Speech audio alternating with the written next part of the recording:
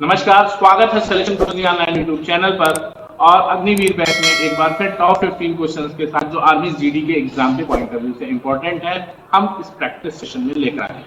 हम डेली उस 15 क्वेश्चंस की सीरीज तैयार करते हैं आपके लिए, जो आर्मी जीडी के एग्जाम के प्रीवियस रिव्यूज और एनालिसिस के बेसिस पे हम तैयार करते हैं और आपके साथ प्रैक्टिस करते हैं। इस प्रैक्टिस सेशन के साथ साथ चैप्टर वाइज कंटेंट भी पढ़े हुए हैं, जो रोज शाम 8 बजे पढ़ते हैं और प्लेलिस्ट में भी पढ़े हुए हैं। आप वहां से भी चैप्टर वाइज प्रैक्टिस करते रहिए, सफलता एक दिन निश्चित मिलेगी आपको। एकदम परेशान होने की जरूरत नहीं है। फेल्योर के बाद जो नया चैप्टर होता है उसे सक्सेस कहते हैं। एक बात हमेशा याद रखिए, जिस इंसान को असफलताओं को सीढ़ी बनाकर चढ़ना नहीं आया, उस व्यक्ति के जीवन में कभी सफलता नहीं आ सकती है। और सफल होने के लिए असफलताओं से सीखने का जो जज्बा और हुनर जिस व्यक्ति के अंदर होता है, जिस विद्यार्थी के अंदर होता है, वही विद्यार्थी सफल होता है। तो स्टार्ट करते हैं आज का क्वेश्चन और आज का सेशन पहले क्वेश्चन के साथ। पहला क्वेश्चन है कि किसी वस्तु का अंकित मूल्य 2100 रुपए है। किसी वस्तु का अंकित मूल्य 2100 रुपए है, इस पर 10% का एक बट्टा दिया जाता है। 10% का एक बट्टा दिया जाता है। यदि असमय में दुकानदार 5% का एक अन्य बट्टा भी दे रहा हो, तो असमय में इसका विक्रय मूल्य क्या होगा। तो बहुत सिंपल से सवाल यह है कि आप ये समझ लो कि कोई वस्तु है, कोई सिंपल सी वस्तु है जिसका मूल्य कितना निर्धारित किया गया है। मूल्य निर्धारित किया गया है, अंकित मूल्य 2100 रुपए निर्धारित किया गया है और इस 2100 रुपए पर एक 10% का बट्टा मिलता है और फिर दुकानदार 5% का एक बट्टा और दे देता है, तो उसका विक्रय मूल्य क्या होगा। तो भैया 2100 का सामान था, कितना बट्टा दे दिए, 10% का बट्टा दे दिया तो कितना रिटर्न पाओगे, 90%। तो 90/100। अब इसमें 5% का और बट्टा दे दिया तो 95/100। और जब इसको आप सॉल्व करते हो तो ये डबल जीरो इस डबल जीरो से खत्म हो जाएगा। ठीक है, एक जीरो इस जीरो से खत्म हो जाएगा, एक को बचा के रखो दशमलव रखने के लिए, तो ये आ जाएगा 1795.5। ठीक है, 1795.5 आपका आंसर हो जाएगा। ठीक है, वस्तु का विक्रय मूल्य 1795.5। अगला क्वेश्चन ध्यान दीजिएगा। अगला क्वेश्चन कह रहे हैं कि एक नाव धारा के अनुदिश 8 घंटे में एक नाव धारा के अनुदिश कोई दूरी 8 घंटे में तय करती है तथा धारा के विपरीत 10 घंटे में वापस लौटती है। तो वापस लौटने का मतलब उतनी ही दूरी 10 घंटे में धारा के विपरीत आती है। यदि धारा की गति 1 किलोमीटर प्रति घंटा हो तो नाव द्वारा तय की गई यात्रा की एक ओर की दूरी क्या होगी। तो बहुत सिंपल सा सवाल समझो दोस्त, कि जितनी दूरी जाएगा उतनी ही दूरी वापस आएगा, लेकिन बस ये है कि एक बार धारा के साथ जाएगा और एक बार धारा के विपरीत आएगा। हम मान लेते हैं कि नाव की चाल क्या है। नाव की चाल मान लो 1 मिनट के लिए कि नाव की चाल x है। सपोज नाव की चाल बराबर x, कोई दिक्कत नहीं है, कर लोगे यहां। अब ध्यान दो, यहां क्या करना है, जब धारा के साथ दूरी तो बराबर हो, और दूरी बराबर क्या होता है, दूरी बराबर आपको पता है, दूरी बराबर होता है चाल गुणित समय। धारा के साथ धारा के अनुदिश दूरी बराबर धारा के विपरीत दूरी। ठीक, अब धारा अगर नाव की चाल x है और धारा की चाल 1 किलोमीटर प्रति घंटा है, तो धारा के अनुदिश नाव की चाल क्या हो जाएगी, x+1, और समय कितना है 8 घंटा। ये बराबर होगा धारा के विपरीत चाल हो जाएगी x-1 और समय हो जाएगा 10। अब आप सिंपल से सॉल्व कर सकते हैं, ये 4 हो जाएगा और ये 5 हो जाएगा। सिंपल सॉल्व कर लो कि 4x + 4 = 5x - 5, या x = कितना हो जाएगा 9 km/h। अब आपको दूरी चाहिए, तो एक तरफ की दूरी बराबर पता है आपको, चाल कितनी आ गई, x+1 × 8, यानी 9 × 10 × 8 बराबर 80 किलोमीटर। ठीक है, 80 किलोमीटर हो जाएगी वह दूरी जो एक तरफ नाव चलेगी। यहां तक कोई दिक्कत नहीं ना, समझ लो एक बार फिर से। नाव की चाल x है और दूरी बराबर होता है चाल गुणित समय। धारा के अनुदिश, धारा की दिशा में अगर आप चल रहे हो तो नाव की चाल धारा के चाल के साथ जुड़ जाएगी, तो परिणामी चाल क्या हो जाएगी, x+1, धारा के अनुदिश चाल x+1 और धारा के अनुदिश समय उतनी दूरी जाने में 8 घंटा, ये दूरी बराबर है, वापस आने में भी जो दूरी है उसके बराबर है। तो वापस जब लौटेंगे धारा के विपरीत, जब आप वापस लौटेंगे तो चाल क्या हो जाएगी, x-1 और 4 10 साल चलेंगे तो यहाँ से x मिल जाएगा 9 km/h। और दूरी की बात करेंगे तो दूरी बराबर x+1 × 8 यानी 10 × 8 बराबर 80 किलोमीटर। कोई तकलीफ नहीं ना, यहाँ तक कर लोगे भाई, यहाँ तक कोई दिक्कत नहीं ना। अगला क्वेश्चन ध्यान दीजिएगा, कह रहे हैं कि दो संख्याओं का योग 528 और HCF 33 है, तो ऐसी संख्याओं के इनमें युग्मों की संख्या करोगे, ऐसे कितने पॉसिबल पेयर है नंबर के। तो ध्यान देना कितने नंबर पॉसिबल है, सिंपल सा सवाल है, ध्यान देना। अगर आपको HCF पता है दोस्त ना, HCF पता है तो हम जो नंबर मानते हैं वो इसके फॉर्म में ही मानते हैं। तो मान लेते हैं इसके मल्टीपल के फॉर्म में मानते हैं, तो मान लेते हैं कि पहला नंबर है 33H और दूसरा नंबर है 33Y और दोनों का योग है 528। क्या यूं कह सकते हैं आप कि x+y बराबर 528, यहाँ पे 33 का मान ले लो आप 500, ये काटोगे आप तो 16 बार कट जाएगा, ठीक है। तो x+y कितना मिल जाएगा, 16। अब x और y के से कितने मान संभव है कि जोड़ो तो 16 आए। तो अगर ये 8 9 8 और 7 है तो ये 9 है, 9 7 16। फिर ये 8 है तो ये 8 है, तो ये 8 है, 8 8 16। फिर यहाँ तो 9 और 7। तो ऐसे कितने पेयर संभव है, ऐसे अधिकतम 3 पेयर संभव है जो इस प्रश्न के कंडीशन को संतुष्ट कर सके। बात को फिर से समझ लो दोस्त, कह रहा है कि दो संख्याओं का योग 528 है और मौसक 33 है, तो ऐसी संख्याओं के कितने युग्म बन सकते हैं। पहले तो मौसा का रूल जान लो आप कि अगर कहीं मौसा आपको किसी सवाल में दिया है तो मौसा अगर दिया है तो इसका मतलब यह है कि आप संख्याएं उसी के मल्टीपल के फॉर्म में लेंगे। तो आपको यहाँ मौसा HCF 33 दिया है तो संख्याएं क्या हो जाएंगी, 33X 33Y। अब 33X + 33Y = 528, so x+y = 16, x+y = 16। और ऐसे x और y के सिर्फ 3 पेयर हो सकते हैं, 7 9 8 8 और 9 7, जिन दोनों संख्याओं को जोड़ो तो 16 में, राइट ना। यहां तक कर लोगे, कोई दिक्कत नहीं ना, ठीक है। अगला क्वेश्चन ध्यान दीजिएगा, कह रहा है कि A की आय B से 40% कम है तो B की आय A से कितने प्रतिशत अधिक है। तो बस सिंपल सवाल है, अधिक पूछ रहे हैं तो ऐसे लगा लेते हैं, कैसे, x/100 अधिक निकालना है तो 100 - x × 100 बराबर हो जाएगा 40 के बटा 100 - 40 60 गुणित 100, यानी इसको सॉल्व कर लोगे तो 66 होल 2/3%। ये ऑप्शन सी सही है, इसका थोड़ा सा फॉर्मेशन रॉन्ग हो गया है, 66 होल 2/3% अधिक है। कोई तकलीफ नहीं है ना, कर लोगे। अगला क्वेश्चन ध्यान देना, कह रहे हैं कि कुछ आदमी एक काम को 12 दिन में कर सकते हैं, दोगुने आदमी आधे काम को कितने दिन में करेंगे।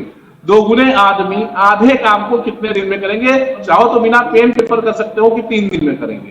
कुछ आदमी 12 दिन में करते हैं, आदमी दोगुना उतना ही काम 6 दिन में होगा, और काम भी आधा हो गया तो उससे भी आधा समय लगेगा 3 दिन। बात समझ रहे हो, बिना पेन पेपर इस क्वेश्चन को टैकल करने की कोशिश करिए। क्या कह रहे हैं कि कुछ आदमी, ध्यान देना, कह रहे हैं कि कुछ आदमी एक काम को 12 दिन में कर सकते हैं, ये पहली लाइन हो गई, कोई दिक्कत नहीं। कह रहे हैं उससे दोगुना आदमी आधे काम, अगर आदमी दोगुना हो गया तो उतना काम आधे समय में होगा, यानी अगर आदमी सिर्फ दोगुना हो जाए तो ये काम 6 दिन में होगा, और काम भी आधा हो गया तो ये काम 3 दिन में होगा।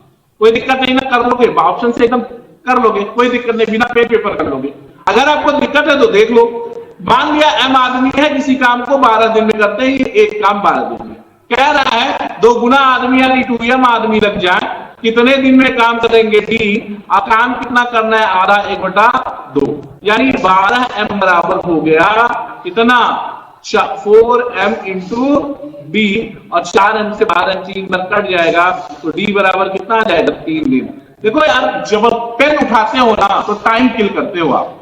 तो क्या करना है, जितना क्वेश्चन आप थ्रू मेंटली आप सॉल्व कर सकते हैं, अपने दिमाग को दौड़ा के बिना पेन पेपर सॉल्व कर सकते हैं ना, उतने अधिक से अधिक सवालों को बिना पेन पेपर सॉल्व करने की कोशिश करिए। शुरुआत में दिक्कत हो सकती है, माइंड पे प्रेशर फील हो सकता है, लेकिन जैसे ही ये प्रैक्टिस बन जाएगी ना, आपको बहुत मजा आएगा मैथमेटिक्स सॉल्व करने में। अगला क्वेश्चन ध्यान दीजिएगा, एक व्यापारी अपनी वस्तुओं का क्रय मूल्य से 40% अधिक मूल्य अंकित करता है और उन्हें 15% की छूट पर बेचता है, उसका लाभ प्रतिशत ज्ञात कीजिए। तो सिंपल सा सवाल है, समझने की कोशिश करिएगा। बहुत सिंपल सा सवाल यह है कि एक व्यापारी है, मान लो अपने क्रय मूल्य 100 रुपए है, मान लेते हैं कि सीपी कितना हो गया, सीपी 100 हो गया, तो अंकित मूल्य एमपी कितना हो जाएगा, 140 हो जाएगा, और इस पर डिस्काउंट दे रहा है 50% का, तो एसपी कितना हो जाएगा, 140 गुणित 85 बटा 100, 17 पच्चे 85 और 17 5 100 और भी ये 7 बार कट जाएगा, 17 सते 119, यानी 100 रुपए का सामान कितने में बिकेगा, 119 रुपए में बिकेगा, यानी प्रॉफिट कितना हो जाएगा भाई, ये प्रॉफिट हो जाएगा 19%। कितना हो जाएगा, 19%। कोई दिक्कत नहीं ना, यहां तक कर लोगे। अगला क्वेश्चन ध्यान देना, कह रहे हैं कि एक धन पूर्णांक और उसके वर्ग का योगफल पहले 3 अभाज्य संख्याओं के गुणनफल के बराबर है, वह संख्या क्या है। ध्यान से समझो सवाल, कह रहे हैं कि एक धन पूर्णांक और उसके वर्ग का योगफल पहले 3 अभाज्य संख्याओं के गुणनफल के बराबर है, तो वह संख्या क्या है। ध्यान दीजिएगा, मान लेते हैं हम कि वह संख्या जो धन पूर्णांक है वो मान लिया a है, तो एक धन पूर्णांक a और उसके वर्ग का योगफल a स्क्वायर बराबर प्रथम 3 अभाज्य संख्या, क्या क्या है प्रथम 3 अभाज्य संख्या, पहली अभाज्य संख्या 2, दूसरी अभाज्य संख्या 3 और तीसरी अभाज्य संख्या 5, तो 5 से 15 दूना 30, यानी a square plus a minus 30 is equal to 0। अब कह रहे हैं कि वह संख्या क्या है, तो यार पता है ना क्वाड्रेटिक इक्वेशन है, ये कैसे सॉल्व करते हैं, 30 है, 30 का गुणनखंड करोगे तो यहाँ आएगा +6 माइनस 5, ठीक, तो a बराबर कितना हो जाएगा, -6 और a बराबर हो जाएगा +5, आंसर +5 कंसीडर करिएगा, -6 कंसीडर नहीं किया जाएगा। कोई दिक्कत नहीं ना, इसमें कर लोगे। क्वाड्रेटिक इक्वेशंस को इसी तरीके से सॉल्व किया जाता है, ठीक। अगला सवाल, द्विघात समीकरण इसी तरीके से आप डायरेक्टली बिना पेन पेपर सॉल्व कर सकते हैं। एक बार फिर से समझ लो कैसे कर रहा हूं, a square plus a minus 30 बराबर 0, 30 का ऐसा गुणनखंड जिसका अंतर 1 आए तो 6 और 5, 6 प्लस होगा और 5 माइनस होगा, तभी 1 प्लस में आएगा, और जो अब a बराबर क्या हो जाएगा, जब 0 के बराबर ले जाओगे तो a -6 हो जाएगा, और a ये जो है ये -5 और +5 हो जाएगा, तो प्लस वाला आंसर हो जाएगा, तो a = 5 हो जाएगा, वो संख्या 5 है। अगला सवाल है कि एक वस्तु को 625 रुपए में बिक्री करने पर जितना मुनाफा होता है, जितना मुनाफा होता है बिक्री करने पर वस्तु मुनाफा होता है, उतना ही नुकसान उसको 435 रुपए में बेचने पर होता है, वस्तु की कीमत क्या है। सिंपल सवाल है, कर लेना, दोनों को जोड़ के 2 से भाग दे देते हैं, दोनों को जोड़ते हैं और 2 से भाग दे देते हैं, देखो कैसे करते हैं। सीपी पूछ रहा है, ऐसी परिस्थिति में जब एक मूल्य पर जितना लाभ हो रहा हो दूसरे मूल्य पर उतनी ही हानि हो रही हो, तो क्रय मूल्य दोनों विक्रय मूल्यों के योग का बटा 2 होता है, यानी 625 प्लस 435 बटा 2। सॉल्व कर लोगे तो 35 और 25 5 5 10 1 3 और 5 6 और 6 6 4 10 बटा 2, 530 आ जाएगा। कितना आ जाएगा, 530। कोई दिक्कत नहीं ना, यहां तक कर लोगे भाई, कोई दिक्कत नहीं है। अगला क्वेश्चन ध्यान देना, अगला क्वेश्चन कह रहे हैं कि 2 व्यक्तियों की आयु का अनुपात 5 संबंधी 7 है, 16 वर्ष पूर्व 2 व्यक्तियों की आयु का अनुपात 5 संबंधी 7 है, 16 वर्ष पूर्व उनकी आयु 3 संबंधी 5 के अनुपात में थी, उनकी वर्तमान आयु क्या है। ध्यान दीजिएगा, बहुत सिंपल सा सवाल है, ठीक, कैसे करना है ध्यान दीजिएगा। मान लेते हैं ए और बी 2 लोग हैं, 16 वर्ष पूर्व आयु क्या है भाई, 3 संबंधी 5 है, 16 वर्ष पूर्व, तो वर्तमान में कितना है, वर्तमान में है ये 5 संबंधी 7। देखो अनुपात दोनों तरफ कितना बढ़ा है, 2 बढ़ा है, और ये 2 बढ़ने में कितना साल लग गया, 16 साल लग गया, तो 1 बराबर 8 हो गया, और वर्तमान कहेंगे तो 8 पंजे 40 और 8 सत्ते 56, 40 वर्ष और 56 वर्ष उनकी वर्तमान आयु हो जाएगी। कोई दिक्कत नहीं ना, बिना पेन पेपर का क्वेश्चन ये भी था। ठीक है, कर लोगे यहां तक, कोई दिक्कत नहीं ना। आगे बढ़ो, अगला क्वेश्चन ध्यान देना। दो संख्याओं का लसाअ और मौसा क्रमशः 1736 124 है, इसमें एक संख्या 248 है, तो दूसरी संख्या कितनी हो जाएगी? 800 और 136, 868। ठीक है, 868 या 886, एक मिनट ध्यान दीजिएगा, कैलकुलेट कर ही लेते हैं। LCM into HCF is equal to first number into second number. कोई दिक्कत नहीं ना, कर लोगे भाई? देखो ध्यान से, एलसीएम और एचसीएफ, एलसीएम 1736 गुणित मौसा 124 बराबर पहली संख्या 248, दूसरी पूछ रहे हैं 248 124 से 248 दो बार कट जाएगा और इससे दो को काट दोगे तो 8 दूनी 16, 1 दो छक्के 12 और 2 अट्ठे 16, 868। दूसरी संख्या कितनी हो गई भैया? 868। यहां तक कोई तकलीफ नहीं है ना। अगला क्वेश्चन ध्यान दीजिएगा। अगला क्वेश्चन कह रहे हैं कि 25 मीटर लंबी एक सीढ़ी भवन के साथ रखने पर जमीन से 20 मीटर ऊंची खिड़की तक जाती है। कह रहे हैं कि एक 25 मीटर लंबी सीढ़ी एक भवन के साथ रखने पर जमीन से 20 मीटर दूरी पर जाती है। भवन से सीढ़ी के नीचे इस दूसरे सिरे की दूरी क्या होगी? ध्यान देना, ये कोई भवन है भाई, यहां बना लो।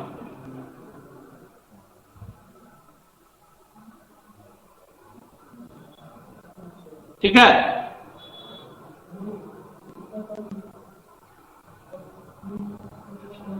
जैसे वही लेते हैं। ठीक,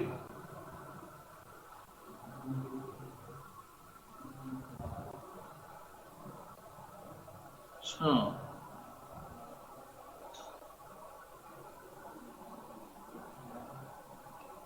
छोड़ो भाई, ध्यान देना, सिंपल सवाल है।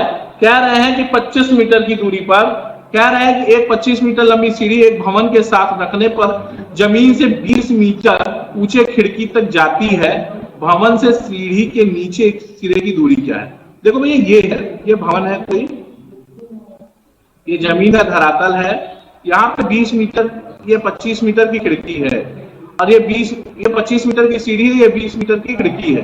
तो ये दूरी पूछ रहे हैं कि ये दूरी क्या होगी? तो बहुत सिंपल, 25 25 हम 625, 20 20 हम 400 घटा दोगे 225, वर्गमूल निकालोगे 15, ये आंसर 15। ध्यान देना, यहां बता देता हूं मैं, ऐसा है मामला। 25 ये है 20, तो ये पूछ रहे हैं तो 15। ठीक, पाइथागोरस का ये राइट ट्रायंगल का ट्रिपलेट है।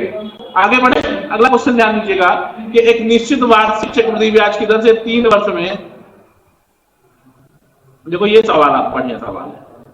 एक निश्चित वार्षिक प्रतिशत ब्याज दर पर 3 वर्ष में 12,000 रुपए से 20,736 हो जाती है, जबकि ब्याज वार्षिक संयोजित होती है। चक्रवृद्धि ब्याज दर पर उसी दर से 2 वर्ष बाद वह राशि कितनी हो जाएगी? यही सवाल है, सिंपल सा ये सवाल है, 20,736।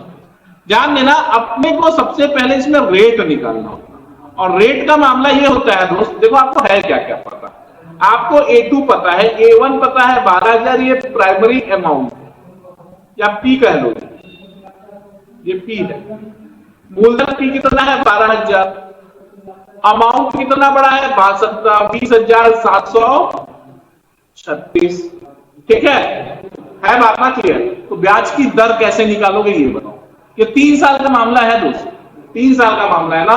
देखो कैसे निकालेंगे, सिंपल ऐसे ही निकाल लेंगे। कैसे? ये 12,000 है, 3 साल में कितना हो गया? ये 20,736, सॉरी 20,736। 12 से इसको काट दोगे आप तो ये आ जाएगा 1,000 और इसको काट दोगे 12 से तो ये आ जाएगा, 12 से काटोगे तो ये आ जाएगा,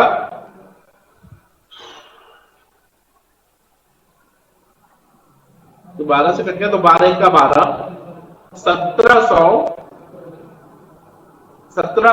12 का 12, 28। ठीक है, 1728 या अगर 1 साल की बात करोगे तो इसका वर्गमूल ले लोगे, इसका घनमूल ले लोगे तो ये 10 बराबर कितना हो जाएगा 12। कितना हो गया रेट? रेट कितना हो गया 20%। रेट फाइनल हो गया भाई। अगर इसको 1 साल के लिए लेना है तो इसका क्या कर लोगे? क्यूब रूट निकालोगे, इसका क्यूब रूट घनमूल। और 10 रुपए अगर 1 साल में 12 रुपया देता है तो ब्याज की दर कितनी हो गई? 20%। अब आप देखो, अब सिंपल हो गया सवाल। अब सिंपल हो गया सवाल आपके लिए। सिंपल सवाल ये हो गया कि अब कह रहा है कि 12,000 रुपए की राशि पर 20% की दर से 2 साल का ब्याज निकालो। पहला 20% कितना आ जाएगा? 1/5 करोगे 240, 2400 आ जाएगा। फिर 20% निकालोगे तो ये कितना आ जाएगा? 20% आ जाएगा 480। और अब क्या होगा? 2 से और 1 से गुणा कर लोगे तो ये आ जाएगा 4800 और ये आ जाएगा 480। यानी कुल ब्याज आ जाएगा आपका 4800, यानी 48,5200, 5,280। ये ब्याज हो गया और यहाँ पे मूलधन अब जोड़ देंगे तो कुल कितना हो जाएगा? 17,280। यही 2 साल के बाद राशि हो जाएगी 17,280। ध्यान से समझो सवाल को, फिर से समझ लो कि सबसे महत्वपूर्ण ये है कि इसमें आप ब्याज की दर निकालें। 12,000 रुपया अगर 20,736 हो जाता है तो 1,000 रुपया 1,728 हो जाएगा, ये पक्की बात है। 3 साल में 1,000 अगर 1,728 हो जाता है तो 1 साल में 10 12 हो जाएगा। रेट 12 20% निकल। अब जब रेट 20% पता चल गया, इससे कोई मतलब नहीं दोस्तों। रेट जब 20% पता चल गया तो 12,000 रुपए का, ये देखो अलग कैलकुलेशन है। 12,000 रुपए का 20% की दर से 2 साल का ब्याज कितना हो गया? 12,000 का 20% 2400, 2400 का 20% 480, 2 साल का ब्याज निकला 5,280 और 12,000 मूलधन है जोड़ दिया तो 17,280। कोई दिक्कत नहीं, कर लोगे। अगला क्वेश्चन ध्यान देना। कह रहे हैं कि एक आयताकार मैदान 125 मीटर लंबा और 75 मीटर चौड़ा है, 75 मीटर चौड़ा है तथा मैदान के बीच में लंबाई के समानांतर 3 मीटर चौड़ा पैदल पट्टी बना है।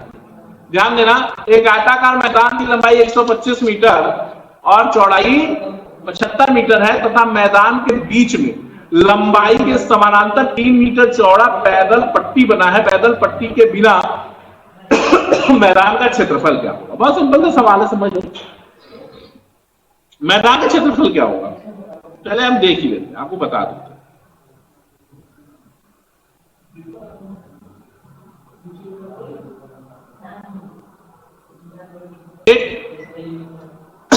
क्या कह रहे हैं? ये 125 है और ये कितना है? 75। लंबाई के अनुदिश बीचों बीच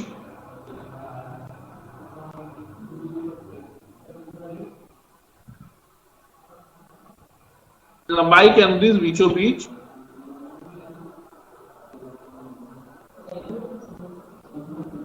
तीन मीटर चौड़ी पट्टी बनी है। अब कह रहे हैं कि इस पट्टी के अतिरिक्त मैदान का क्षेत्रफल, तो मैदान का क्षेत्रफल कितना होगा? 125 गुणित 75, पूरे मैदान का क्षेत्रफल है। इससे यह घटा दो कितना? 125 गुणे 125 मीटर लंबाई होगा, चौड़ाई 3 मीटर आपको दिया है तो 125 गुणे 3 घटा दो। यही शेष भाग का क्षेत्रफल आ जाएगा।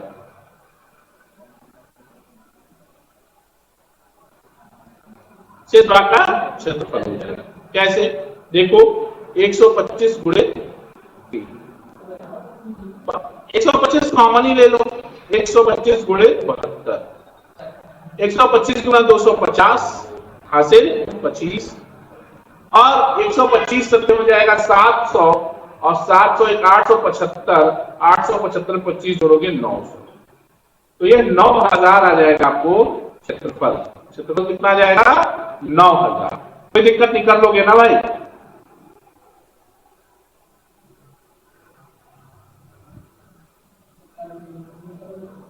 ठीक है, आंसर कितना आ जाएगा? 9,000 मीटर स्क्वायर। अगला क्वेश्चन ध्यान देना। अगला क्वेश्चन है कि प्रथम 20 प्राकृतिक संख्याओं का माध्य ज्ञात कीजिए। प्रथम 20 प्राकृतिक संख्याओं का माध्य, तो पता है ना n प्लस 1/2, या आप ऐसे भी कर सकते हो भाई 20 लगातार संख्याएं है तो 20 का औसत कितना होगा 10 और 11 के बीच में, और 10 और 11 का बीच कितना होता है 10.5। आंसर यही से बिना पेन पेपर हो जाएगा। क्रमागत अंतराल पर, समान अंतराल पर अगर संख्याएं हैं तो औसत बीच वाली संख्या होती है, और 20 प्रथम प्राकृतिक संख्या है यानी सबके बीच एक का अंतर है, यानी औसत 20 संख्याओं का औसत, प्रथम 20 प्राकृतिक संख्याओं का औसत 10वीं और 11वीं संख्या के बीच में यानी 10.5 होगा। या अगर आपको दिक्कत हो तो इसका फार्मूला है n प्लस 1/2 यानी 20 प्लस 1/2 10.5, ऐसे भी कर सकते हो। ठीक है, अगला क्वेश्चन ध्यान देना। 22 सेंटीमीटर की परिधि वाले एक वृत्ताकार क्षेत्र का क्षेत्रफल ज्ञात कीजिए। वृत्त का क्षेत्रफल ज्ञात करना है, 22 सेंटीमीटर उसका व्यास, सॉरी परिधि है, तो परिधि 22 है, तो परिधि 22 है तो 22/7 2 पाई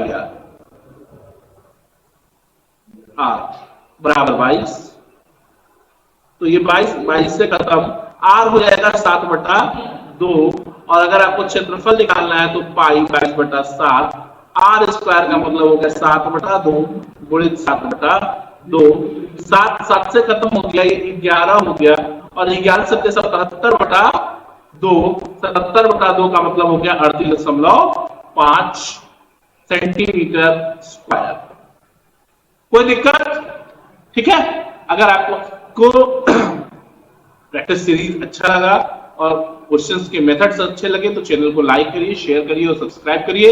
आज सलेक्शन गुरुजी में इतना ही, कल फिर मुलाकात होगी टॉप 50 क्वेश्चंस के साथ जो आर्मी जीडी के एग्जाम के पॉइंट ऑफ व्यू से बहुत इंपॉर्टेंट है और जिनकी प्रैक्टिस हमको करते रहनी है। और सिलेक्शन गुरुजी ऑनलाइन यूट्यूब चैनल्स पर आपको चैप्टर वाइज कंटेंट भी पढ़े हैं, आप वहां से भी तैयारी करते रहिए। चैप्टर वाइज जब आप तैयारी कर लेंगे ना तो प्रैक्टिस करने में और मजा आएगा। ठीक है, तो कल से मुलाकात होगी, तब तक के लिए जय हिंद, जय भारत।